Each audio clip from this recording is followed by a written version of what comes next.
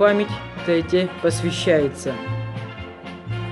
Человек не умирает до тех пор, пока живут знавшие его. Чингис Айтматов. Пускай назад история листает страницы легендарные свои, и память, через годы пролетая, ведет опять в походы и в бои до бескрайних равнинных Сибирской, до кыргызских гор и долин.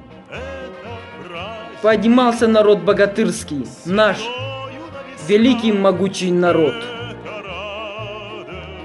Мой Таята Стамалиев Иманбек ушел на фронт в сентябре 1941 года 19-летним пареньком.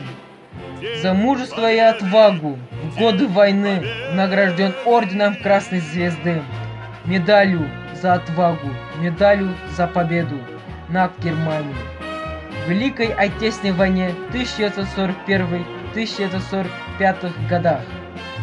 Указом Президиума Верховного Совета СССР от 11 марта 1985 года награжден орденом Отечественной войны первой степени.